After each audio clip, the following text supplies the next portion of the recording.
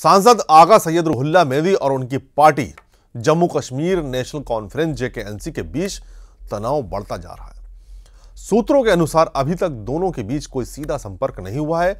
आगा साहब reservation rationalisation report का इंतजार कर रहे हैं और रिपोर्ट आने के बाद ही वे अपनी रणनीति तय करेंगे। लेकिन आज 17 अक्टूबर 2025 को एक बड़ी खबर मिली है कि कैबिनेट ने रिपोर्ट को मंजूरी दे दी है। सूत्रों के हवाले से खबर है ये, क्या यह विवाद का अंत है या नई शुरुआत?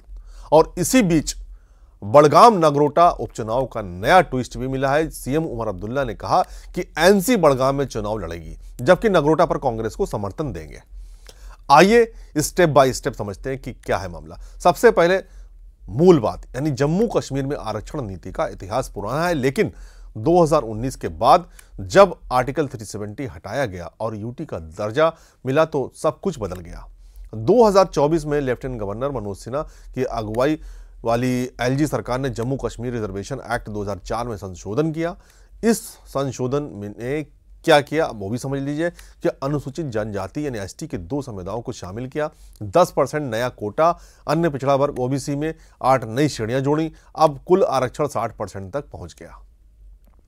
एसटी को 20%, एससी को 8%, ओबीसी को 8%, आरबी यानी कि रिमोट एरिया बेल्ट को 10% और अन्य श्रेणियां भी हैं शामिल। ओपन मेरिट जनरल कैटेगरी का कोटा घटकर सिर्फ 30 से 40% रह गया। कश्मीर घाटी में जहां 70% आबादी ओपन मेरिट से आती है, सरकारी नौकरियों और एडमिशन में मेरिट वाले युवाओं को मौके कम मिलने लगे। आंकड़े देखिए कि 2023 से 2025 के बीच 5 लाख से ज्यादा एसटी सर्टिफिकेट जारी हुए, लेकिन कश्मीरी स्पीकिंग लोगों की जेकेएस में हिस्सेदारी 25% से घटकर 19% हो गई। ये नीति जम्मू केंद्रित लगी, जम्मू की कम्युनिटीज को फायदा और कश्मीर के युवाओं को नुकसान। स्टूडेंट्स ने इसे मेरिट का गला घोटना कहा। विरोध शुरू हुआ, प्रोटेस्ट हुआ, कोर्ट में गया मामला और राजनीतिक दबाव भी बढ़ा। जेकेएनसी ने अपने चुनाव घोषणा पत्र में वादा किया कि रिजर्वेशन रेशनलाइजेशन करेंगे। अक्टूबर 2024 में जब सरकार बन गई, उमर अब्दुल्ला सीएम बने, लेकिन वादा पूरा नहीं हुआ। अब बात आगा रुहुल्ला की। आगा सैयद रुहुल्ला मेहदी श्रीनगर से जेकेएनसी के सांसद हैं, एक प्रमुख शिया धर्मगुरु भी हैं, बोल्ड स्टैंड लेते हैं। आर्टिकल 370 कश्मीरी युवाओं पर क्रैकडाउन और ऑटोनॉमी पर भी उनकी एक बड़ा स्टेप रहा है। 2024 लोकसभा चुनाव में उन्होंने भारी जीत हासिल की, युवाओं का समर्थन मिला।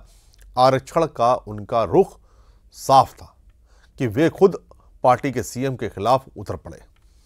दिसंबर 2024 में उन्होंने ओपन मेरिट स्टूडेंट्स के साथ सीएम हाउस के बाहर धरना दिया, कहा आरक्षण आबादी के अनुपात में होना चाहिए। स्टूडेंट्स की संतुष्टि सबसे ऊपर। पीडीपी के वहीद पर्रा जैसे विपक्षी नेता भी शामिल हुए इस प्रोटेस्ट में। यह धरना जेकेएनसी के लिए शर्मिंदगी बना। उमर अब्दुल्ला ने आश्वासन दिया कि 6 महीने में कैबिनेट सब कमेटी रिपोर्ट आएगी, लेकिन रिपोर्ट में देरी हुई। जून 2025 तक जब कैबिनेट ने इसे रीवर्क करने को कहा, आगा रुहुल्ला ने कहा रिपोर्ट स्टूडेंट्स की चिंताओं को फोकस करे, वरना सड़क पर उतरेंगे। वे पार्टी से असंतुष्ट दिखे। जून 2025 में उन्होंने कहा कि जे&के की राजनीति की क्वालिटी से खुश नहीं है, जवाबदेही चाहिए। पार्टी लीडरशिप से संपर्क उनका टूटा, कोई डायरेक्ट कम्युनिकेशन नहीं, लेकिन वे पार्टी मीटिंग्स अटेंड करते रहे। और अब बड़गाम उपचुनाव में आगा साहब का रुख था कि वे कैंपेन से दूर रहें। जो पार्टी में हलचल मचा रहा है, सब कमेटी बनी सोशल वेलफेयर मिनिस्टर सकीना इत्तू की अगुवाई में।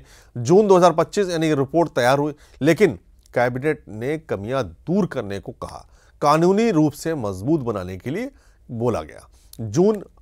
18 जून 2025 को कैबिनेट मीटिंग में चर्चा हुई, लेकिन फाइनल नहीं। अक्टूबर 2025 में अचानक तेजी आई। 14 अक्टूबर को आगा रुहुल्ला ने जेकेएनसी को 2 से 3 दिन का अल्टीमेटम दिया कि रिजॉल्व करो, वरना चुनाव कैंपेन पर विचार करूंगा। 15 अक्टूबर को सब कमेटी ने फाइनल रिपोर्ट कैबिनेट को सौंपी। 16 अक्टूबर को उमर अब्दुल्ला ने प्रेस कॉन्फ्रेंस में कहा कि रिपोर्ट एलजी को भेजेंगे। एसडब्ल्यूडी कैबिनेट मेमो तैयार करेगी। सकीना इत्तू ने कहा कि 2 से 4 दिनों में पब्लिक होगी। 17 अक्टूबर सुबह 11 बजे बड़गाम रेजिडेंस पर स्टेक होल्डर्स मीटिंग हुई। रिपोर्ट कंटेंट रोड अहेड पर चर्चा हुई। आगा रुहुल्ला ने कहा कि सभी स्टेक होल्डर्स आए, फीडबैक दें। ये सामूहिक लड़ाई है। पीडीपी के वहीद पर्रा, पीपुल्स कॉन्फ्रेंस के सज्जाद लोन जैसे ने भी सपोर्ट किया, लेकिन सवाल बाकी का रिपोर्ट क्या कहती है? क्या ओपन मेरिट को 60% से ज़्यादा मिलेगा या सिर्फ कॉस्मेटिक चेंजेस? स्टूडेंट्स डर रहे हैं, आरबीए का स्टेटस हटेगा तो क्या होगा? ये सिर्फ आरक्षण का मुद्दा नहीं, जेकेएनसी में आंतरिक कलह है। आगा रुल्ला युवा चेहरा है। आगा का प्रोटेस्ट पार्टी को बुरा दिखा। सूत्रों के अनुसार कोई डायरेक्ट कांटेक्ट नहीं, लेकिन रिपोर्ट के बाद रणनीति बनेगी।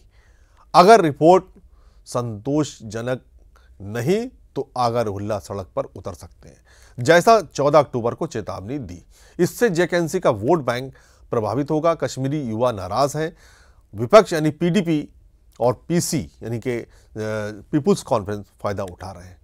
सज्जाद लोन ने असेंबली में कहा, यह कश्मीरी स्पीकिंग लोगों का डिसएम्पावरमेंट है और अब चुनाव का नया मोड़ 11 नवंबर को आएगा, जब बड़गाम और नागरोटा में वोटिंग होगी। बड़गाम में एनसी खुद लड़ेगी, लेकिन आगा रुल्ला कैंपेन से दूर रहेंगे। पार्टी में टेंशन बनी हुई है। नागरोटा बीजेपी का गढ़ है। उमर ने कहा कि कांग्रेस बेहतर कैंडिडेट उतारे तो एनसी समर्थन देगी। कांग्रेस ने हाई कमांड से परमिशन मांगी। अगर हां तो नामांकन भरेंगे और एनसी उनकी जीत सुनिश्चित करेगी। बीजेपी ने देवयानी राणा यानी कि देवेंद्र राणा की जो कि बेटी है को नागरोटा से और आगा सैयद मोहसिन को बड़गाम से उतारा है। एनसी कांग्रेस गठबंधन में भी तनाव है। राज्यसभा चुनाव में सीट न मिलने से कांग्रेस नाराज है, लेकिन उमर ने रिफ्ट डाउन प्ले किया।